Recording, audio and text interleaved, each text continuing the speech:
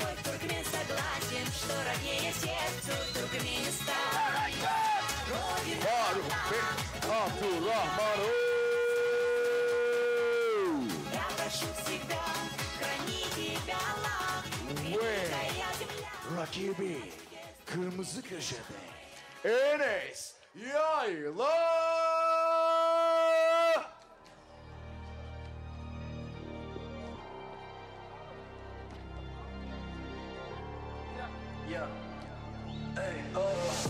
Esaret sokak, zaferimiz mi kanla?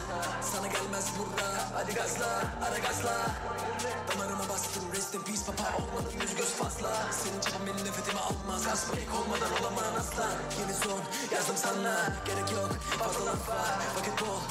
Masken kadar absürtlük yapacağım gazeteler. Gezegen deli dolu, öfken aynen seri sonlu. Tüm ülken, tüm korktuğum can birden. Reflek masken, gidiyorum zaferime olamaz engel. Daha fazla bulmalısın elinden gelen.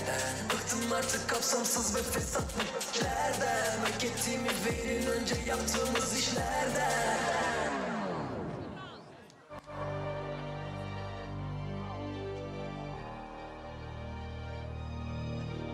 Enes Yayla.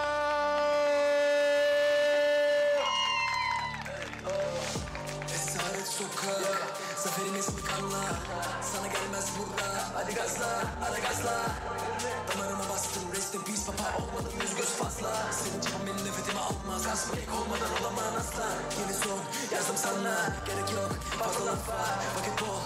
Masken kadar absürtlük yapacağım gazeteler. Gezegen deli dolu, öfken aynen seri sonlu. Tüm ülken, tüm korktuğum can birden. Reflek masken, gidiyorum zaten. Profesyonel kayıtlara göre 2 maç, 2 galibiyet, 1 nakal, 1.75 santimetre boy uzunluğunda 26 yaşında 71 kiloda Turan Aslanı Faruk Bey Abdurrahman.